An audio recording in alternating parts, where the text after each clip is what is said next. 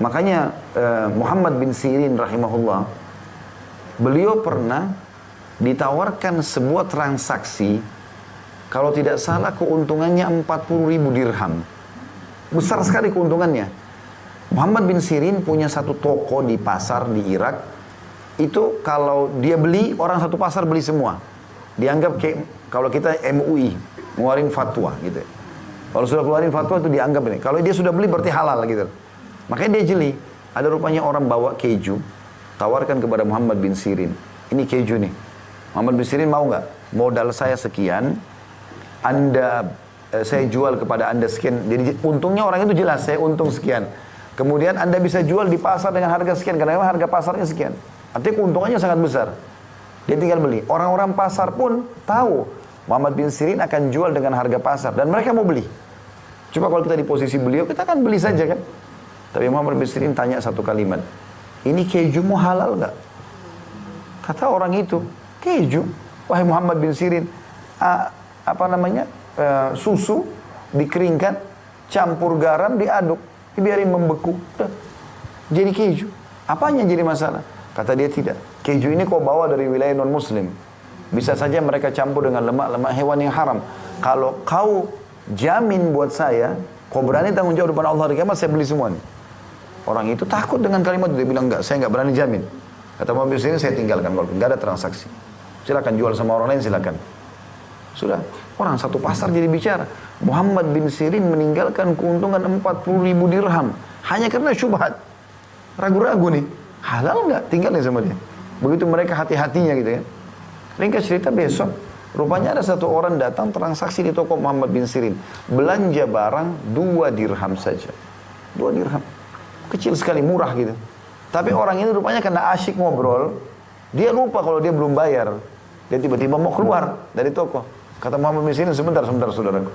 Itu barang yang kau ambil belum dibayar. Bisa saya Muhammad bin Sirin sedekah, tapi ada maksudnya nih. Itu barang, orang itu bilang saya sudah bayar. Rupanya dia yakin dia sudah bayar. Kata Muhammad bin Sirin, demi Allah kau belum bayar. Yang pertama dia bilang gini, enggak kau belum bayar. Orang itu bilang, demi Allah saya sudah bayar. Kata Muhammad bin Sirin, demi Allah kau belum bayar. Nah karena cekcok seperti ini, orang-orang pasar pada datang. Ada apa nih? Akhirnya Muhammad bin Sirin bilang, orang ini ambil barang 2 dirham belum bayar. Maka saya ingatkan itu supaya dia bayar. Dia sumpah atas Allah sudah bayar, saya juga sumpah belum bayar. Gitu kan? Maka kata Muhammad bin Sirin pada orang tersebut, bayar 2 dirham atau kau keluar, tidak usah bawa barang itu. Orang itu malu, dia bayar, dia keluar. Orang-orang pasar pada nanya, wahai Muhammad bin Sirin, jelaskan kepada kami. Kemarin Anda menolak 40.000 dirham, syubhat. Jelas besar. Sekarang Anda sumpah pertahankan 2 dirham. Apa jawabannya dia? Ini bukan orang beriman, bukan masalah keuntungan. Apa yang beliau bilang? Iya, saya akan bersumpah atas nama Allah. Karena saya tahu dia belum bayar. Kalau dia keluar dari toko ini, dia makan itu, maka jadi penyebab dia masuk neraka. Saya bersumpah untuk membela dia justru.